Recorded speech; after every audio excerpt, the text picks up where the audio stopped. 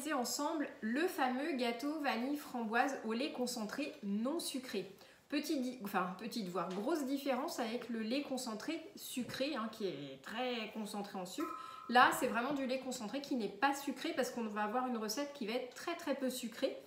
Alors, pour se redire les ingrédients, il nous faut 4 œufs, il nous faut une boîte de lait concentré non sucré, 50 g de beurre, il nous faut 60 g de sucre vanillé, il nous faut 120 g voilà, de farine, un sachet de levure et il nous faut un petit peu d'extrait de vanille.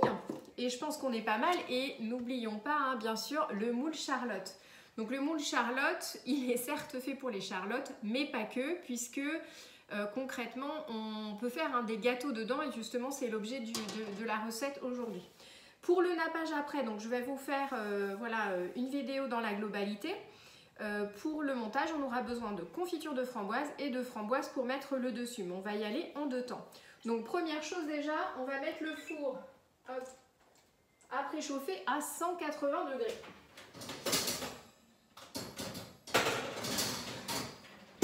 Voilà, 180 degrés. Et du coup, j'ai mis également mon beurre, donc mes 50 g de beurre à fondre. Et je vais l'arrêter parce que j'entends que c'est prêt.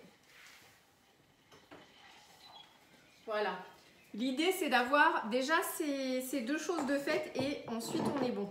Je pose la casserole qui est chaude sur le tapis pâtisserie parce que vous savez que ça supporte le très chaud. Alors, dans un premier temps, on va casser nos œufs, donc nos 4 œufs dans le cul de poule. Voilà. Qu'on va fouetter avec le sucre. Et comme je disais, on en a très peu du sucre. On n'a vraiment que 60 g de sucre vanillé. Moi, j'avoue que, vous le savez, j'aime pas quand les gâteaux sont trop sucrés parce que je trouve qu'on perd toutes les saveurs. Alors, hop, je mets ça de côté. Je vous pousse un petit peu quand même le moule pour que vous puissiez voir. Donc, on mélange déjà, cuillère magique oblige. Ça, vous savez, on ne change pas les bonnes habitudes. Donc, je rajoute mon sucre vanillé dedans, donc je vous ai dit 60 g de sucre vanillé. Hop. Je mélange tout ça.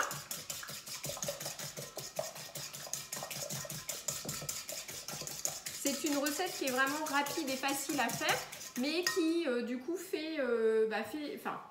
le rendu elle fait son effet parce que le rendu dans le moule Charlotte, il est vraiment super beau. Hop, donc on mélange bien tout ça. Je vérifie juste, ouais c'est tout bon, j'ai rien oublié. Donc là on est pas mal. Alors ensuite, on va rajouter du coup notre beurre fondu. Donc je le glisse sur le côté de la préparation parce que vu qu'il est chaud, ça permet de le faire refroidir. Et c'est super important aussi, vu qu'il est chaud, de fouetter en même temps parce que sinon vous allez cuire vos œufs. Allez, spatule double embout, on nettoie la casserole. Hop, voilà. Et on mélange bien. Donc je débarrasse tout ça. Ensuite, on va pouvoir ajouter le lait concentré sucré. Hop. Donc là, il suffit simplement d'enlever l'opercule et de verser notre lait. Pareil, je mets sur le côté, comme ça me permet vraiment d'intégrer progressivement le lait à la préparation et de pouvoir mélanger tranquillement. Hop, voilà.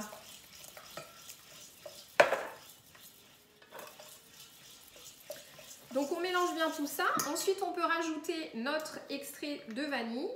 Voilà, donc en termes d'extrait, on est plutôt sur une cuillère à soupe. Voilà, histoire de donner quand même du goût en plus du sucre vanillé, parce que en fait c'est très peu sucré, comme vous l'avez vu. Donc ensuite on va terminer avec la farine, donc ça je peux l'intégrer progressivement. Maintenant de toute façon j'ai la cuillère magique, donc Les grumeaux vont se lisser.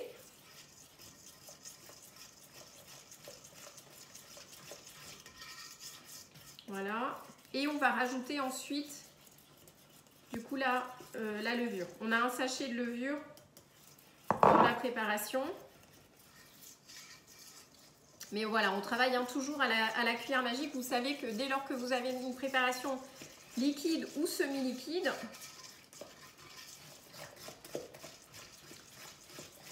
vous utilisez la cuillère magique. Après, si toutefois vous utilisez un fouet et que vous avez les grumeaux, parce que forcément la farine dans du lait, hein, ça fait des grumeaux, vous prenez, donc si vous travaillez au fouet et non pas à la cuillère magique, vous n'hésitez pas, vous prenez un mixeur plongeur, vous mixez, et puis voilà. Et puis comme ça fait disparaître tous les petits grumeaux. Ensuite, je rajoute mon sachet de levure chimique. Hop. On finit de mélanger.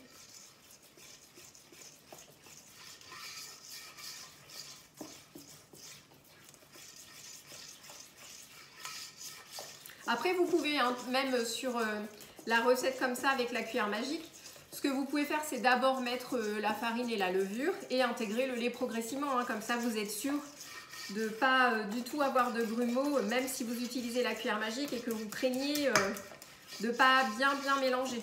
Mais ça se fait tout seul. Hein. Nickel. Par contre, il faut bien mélanger.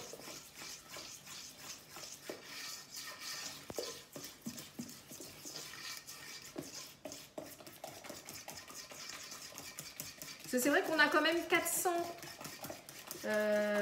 grammes hein, de lait, donc pour 120 grammes de farine et un sachet de levure, donc on va dire environ 130 grammes. Donc c'est vrai que dans la masse de lait, vous pourriez avoir des petits grumeaux en travaillant que au fouet. L'avantage de la cuillère magique, c'est que vous savez que le grain de farine, enfin la farine compactée, elle va passer au travers le petit ressort et du coup, ça va vraiment casser le grain de la préparation et retirer les grumeaux. Mais il faut bien prendre le temps de mélanger. Hein. C'est un peu comme les blancs montés en neige. On en parlait encore hier soir en atelier.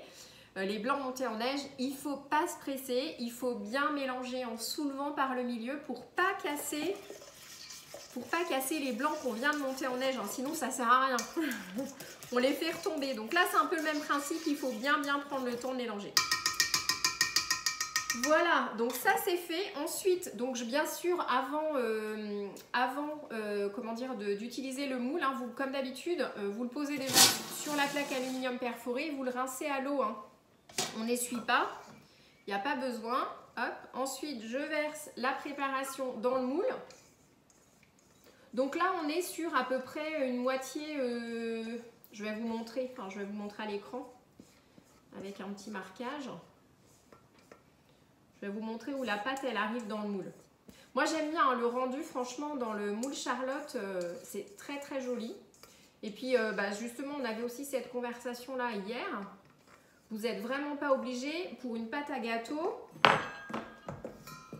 Vous n'êtes absolument pas obligé de remplir jusqu'en haut. Là pour vous donner un repère, on est à peu près là. Alors, ouais, à peu près là, ici au niveau du remplissage. Avec du coup l'appareil à gâteau. Voilà. On va dire qu'on est sur... alors, peut-être pas tout à fait la moitié, mais pas loin. Ouais, à peu près là, dans le... Voilà. Presque la moitié. Donc là, on est parti au four pour... alors, attendez, j'ai un doute. Je crois que c'est 25 minutes. Oui, ça doit être ça. 25 ou 30 minutes. Donc, on va mettre 30 minutes. Et du coup, à l'issue de la cuisson, je laisse un petit peu tempérer et je démoule une fois que ça a un petit peu tiédi. Allez, c'est parti. Hop, du coup, on va mettre les 30 minutes. C'est une petite recette que j'ai déjà faite une fois. Je crois que j'avais dû vous partager les photos, voilà, qui est le fruit de mon imagination. Et donc la première fois, je l'avais proposé juste nappé de framboise. Et donc aujourd'hui, je voulais vous proposer, en plus du nappage de la confiture de framboise, des petites framboises dessus. Donc là, on laisse cuire et à l'issue de la cuisson, je vous montre le démoulage et ensuite la garniture. Coucou tout le monde. Alors, du coup, notre gâteau est fait. Démoulage.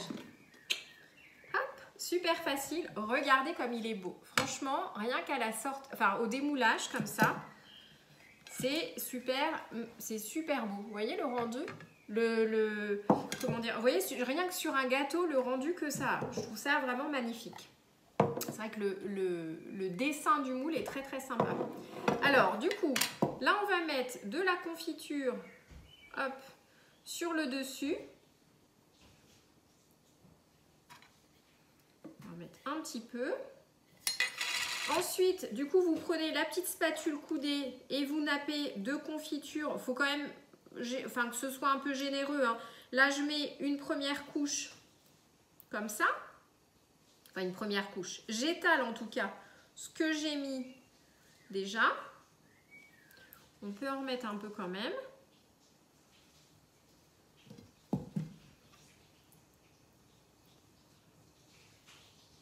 Et ensuite, on va venir piquer les framboises sur le dessus. Hop, j'en ai fait tomber un peu à côté. Voilà. Alors, ensuite, nos petites framboises. Et ben, on va venir simplement les poser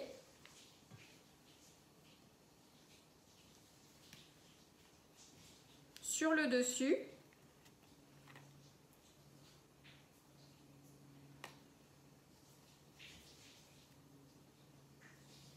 On fait une petite corolle comme ça. Voilà. Si vous en avez qui sont un petit peu abîmés, bien sûr, vous ne les mettez pas. Parce que les framboises, ça s'abîme très vite. Pensez toujours que vous pouvez conserver un sous Be-Save. Hop.